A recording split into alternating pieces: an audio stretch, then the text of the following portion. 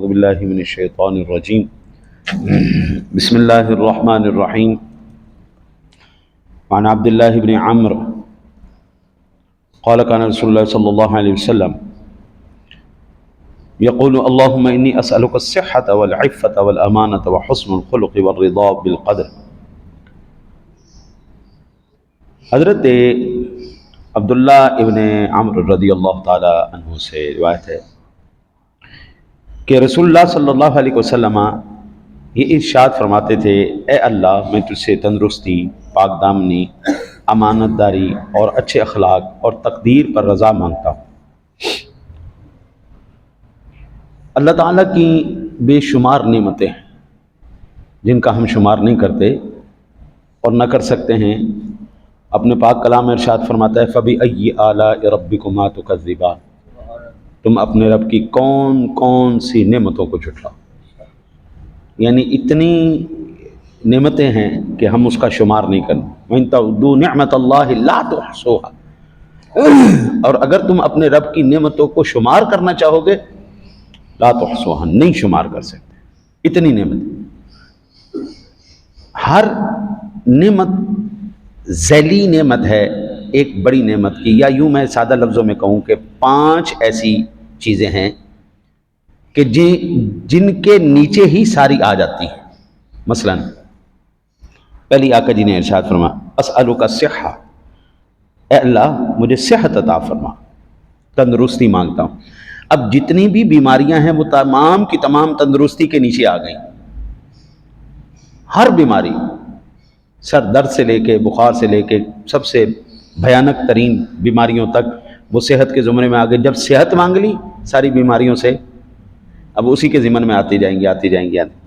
پھر آقا جی اعلیٰ نبینا علیہ الصلوۃ والسلام کی ذات گرامی نے ارشاد فرمایا والعفہ، اے پاک پروردگار عالم میں تجھ سے پاک دامنی مانگتا ہوں۔ اب جب یہ پاک دامنی آپ نے سوال کر لیا نا، تو اب اس میں جتنے بھی برے اعمال ہیں، افعال ہیں، عادات ہیں، وہ تمام کی تمام اس کے ضمن میں آ جائیں گی، اس کی ذیلی چیزیں آ جائیں گی۔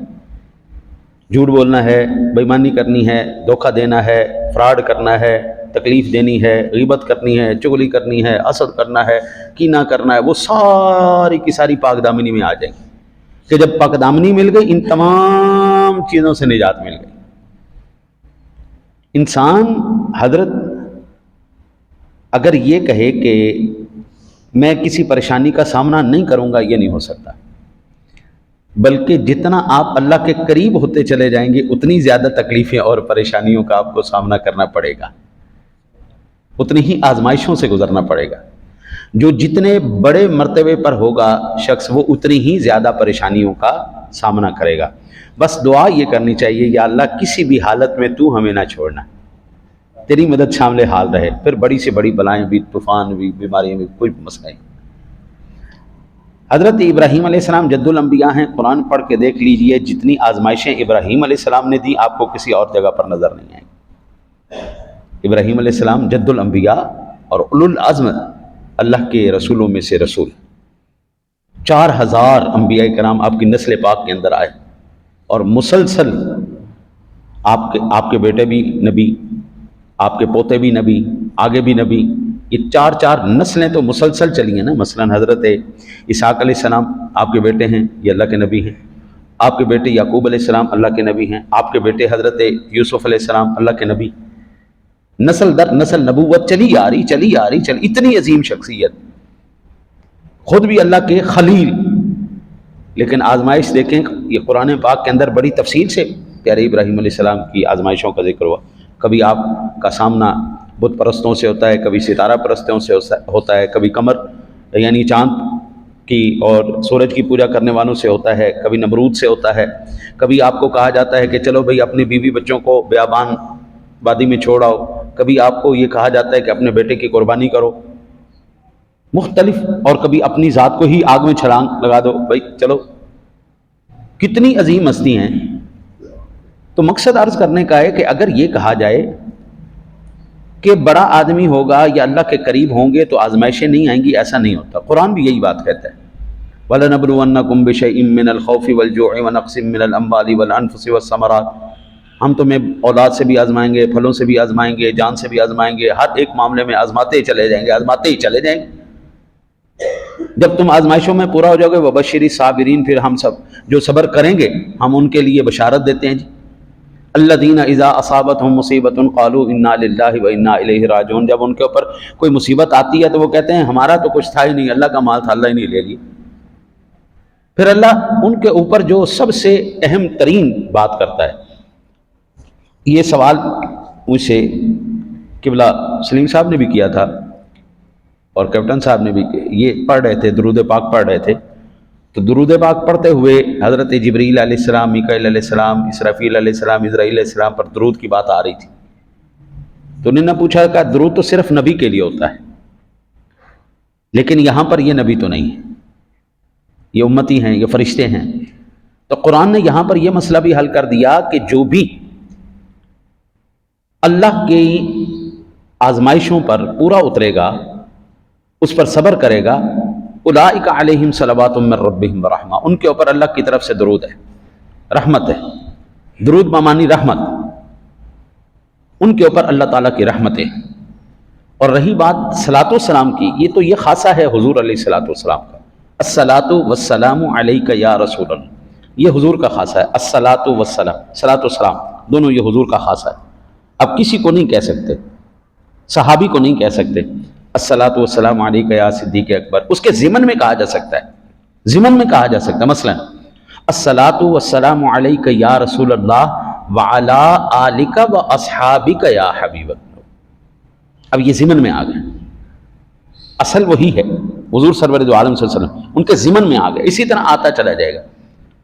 آپ علماء کرام کو سنیں تو علماء کرام ارشاد فرماتے ہیں کہ علیہ السلام آپ عام امتی پر نہیں بولیں گے، یہ خالصتاً انبیاء کرام علیہ السلام کے لیے، باقی رہی درود اور رحمت، اور یہ جو درود ہے ان اللہ وملائکتہ یصلون علی النبی یا ایھا الذین آمنوا صلوا علیہ وسلموا تسلیما، اب یہ درود ہر ایک کا علیحدہ علیحدہ ہے، اللہ جب درود پڑھتا ہے اس کا معنی کچھ اور ہے، جو فرشتے درود پڑھتے ہیں اس کے معنی کچھ اور ہے، جب امتی درود پڑھتا ہے اس کے معنی کچھ اور ہے۔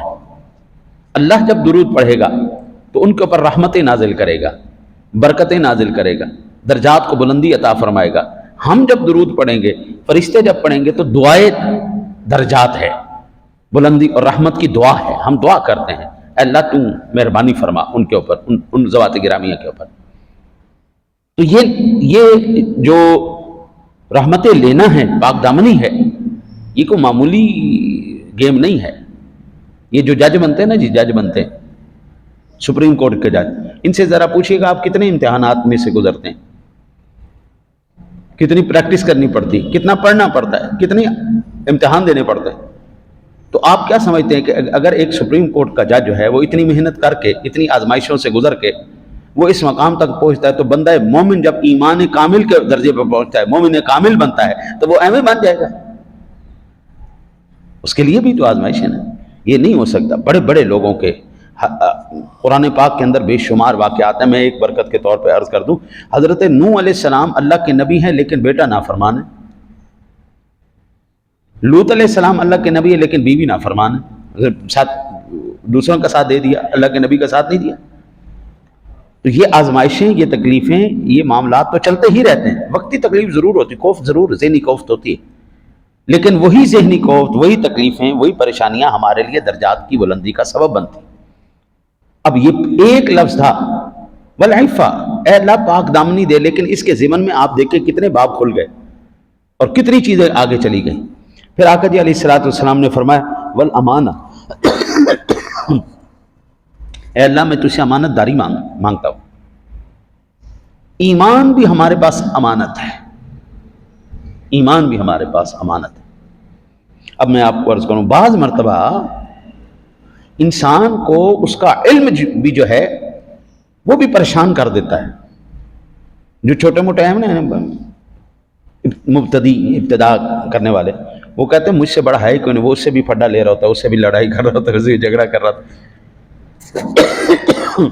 مجھے اکثر ساتھی ویسے فزیکلی بھی ملتے ہیں، فون پہ بھی کہتے ہیں میرا فلانے کے ساتھ مناظرہ ہو گیا، ذرا مجھے بتائیے تو صحیح۔ میں نے اس کو جو ہے نا جی یہ مجھے یہ بات بتائیں، یہ حوالہ دیں، میں نے اس کو نا زیر کرنا ہے۔ اللہ کے بندے، ہم نے 20 سال پڑھنے کے بعد بھی اب ہمارے اندر جرأت نہیں ہوتی، اب ہم سمجھتے ہیں کہ نہیں یار ابھی بہت کچھ سیکھنے والا ہے، ابھی ہمارے پاس کچھ نہیں۔ جب تھوڑا بندہ پڑھا ہو تو سب کو مصیبت میں ڈال دیتا ہے، جب تھوڑا زیادہ پڑھ جائے تو پھر اس کو سمجھ میں آتا ہو ابھی تو کچھ رہتا ہے، ابھی اور کچھ۔ جب وہ بندہ کامل ہو جاتا ہے پھر کہتا ہے بھائی مجھے تو کچھ آتا ہی نہیں ہے۔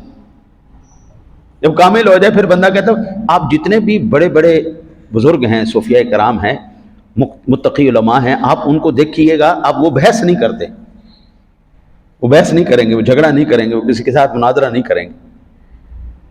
حضرت امام فخر الدین رازی رحمۃ اللہ تعالی علیہ، جنہوں نے تفسیر رازی لکھی ہے، ہاں جی، تفسیر کبیر کے نام سے بھی، فخر الرازی یہ وہ بندے تھے جنہوں نے جب ابھی ان کے نا تھوڑی تھوڑی بال آئے تھے، تھوڑے تھوڑے بال آنے شروع ہوئے تھے داڑھی مچھوں کے، تو انہوں نے تفسیر لکھنا شروع کی تھی۔ جس وقت انہوں نے مکمل کی تھی نا تو ایسے کمر ہو چکی تھی، بالکل ان کی جھک چکی تھی، اور سفید سارے بال ہو چکے تھے۔ اور جس وقت انہوں نے وہ، یہ ابھی بھی آپ دیکھیں نا جی، علماء سے ذرا پوچھئے گا امام فخر الدین رازی کی تفسیر کیسی ہے، جو فلسفہ، منطق اور جو اس کے اندر تفسیر کے باب میں انہوں نے جو راز کھولے ہیں، حضرت وہ عام بندہ سادہ پڑھ بھی نہیں سکتا، اتنی زبردست قسم کا انہوں نے علمی خزانہ ہمارے حوالے کیا ہے۔ لیکن جس وقت ان کا وقت وصال قریب آیا نا، سکرات کا عالم طاری ہو تو شیطان بھی آ گیا۔ یہ وہ بندہ ہے جس نے ساری زندگی قرآن کا علم اکٹھا کیا، قطرہ قطرہ کر کے انہوں نے اپنے علم کے گھڑے کو بھرا، اور شیطان مناظرہ کرنے آ رہا ہے آخری وقت میں تو اللہ سے ملتجی ہو گئے، یا اللہ اب اس وقت تو رسوا نہ کر سونے، اب یہ اس وقت میرا ایمان لے کے جائے گا۔ شیطان نے کہا یا تو جواب دے یا ایمان دے، دونوں میں سے ایک لے کے جاؤں گا۔ کب پوچھ کیا کہتا ہے؟ کہا ساری زندگی تو نے قرآن لکھا ہے، قرآن پڑھا ہے، قرآن پڑھایا ہے، جو کھاتا نہیں، جو پیتا نہیں، جو سوتا نہیں، جو جاگتا نہیں، جو اٹھتا نہیں، وہ رب کیسے ہو سکتا ہے؟ وہ اللہ کیسے ہو سکتا ہے؟ آپ نے فرمایا قل هو اللہ احد اللہ الصمد، اس نے اس کا توڑ پیش کیا۔ پھر آپ نے کہا اللہ لا الہ الا هو الحی القیوم، پھر اس کا توڑ پیش کیا، کرتے کرتے کرتے کرتے کرتے 360 دلیلیں دے۔ امام فخر الدین رازی رحمۃ اللہ تعالیٰ علیہ کے مرشد کامل حضرت نجم الدین کبریٰ رحمۃ اللہ تعالیٰ علیہ یہ منظر دیکھ رہے تھے، تو انہوں نے اپنے مرید سے کہا جلدی سے پانی لاؤ یار، لوٹے میں پانی لاؤ، پانی لاؤ، پانی لاؤ۔ پانی لا کے چلو میں بھر کے ایسے ان کے چہرے کے اوپر ایسے اشارہ کر کے مارا نہیں، فرمایا اللہ کے بندے، اللہ کے بارے میں تو مناظرہ کر رہا ہے، جا اس کو کہے میں بغیر کسی دلیل کو اللہ کو ایک مانتا ہوں، چل، میں کوئی دلیل نہیں، میں بغیر دلیل کے اللہ کو ایک مانتا ہوں، چل۔ جیسے یہ الفاظ کہے، شیطان کہنے لگا میں نے یہ پینترا آزما کے نا میں نے بڑے بڑے برجوں کو الٹا دیا ہے، بڑے بڑے جنات، بڑے بڑے ولی مدعی جو تھے ہم نے ان کو الٹا کے رکھ دیا، تو کیسے بچ گیا؟ اس نے کہا میرا کوئی کمال نہیں، میرے پیچھے ایک کامل کا ہاتھ تھا، کامل کی رہنمائی تھی۔ آج کہتے ہیں ہر کچھ خود ہی اٹھاؤ، خود ہی پڑھ لو، خود ہی کامیاب ہو جاؤ، کسی استاد کی، کسی مرشد کی، کسی بڑے کی ضرورت ہی نہیں۔ او بابا، کائنات میں کوئی ایسا ہے ہی نہیں جو بغیر ان کسی کامل کے وہ آگے کامیاب ہو، نہیں ہو سکتا بھائی، نہیں ہو سکتا۔ موجود کل بھی یہ سارا کچھ تھا، موجود آج بھی یہ سارا کچھ ہے، آپ پڑھیں ضرور پڑھیں لیکن کسی کی رہنمائی میں پڑھیں، اور جو حضور کا غلام ہے اس کی رہنمائی میں پڑھو گے تو بیڑے پار ہو جائیں گے۔ دعا کرو اللہ تعالیٰ اپنے حبیب کریم علیہ الصلوۃ والتسلیم کے صدقہ آپ کو مجھے عمل کی توفیق عطا فرمائے۔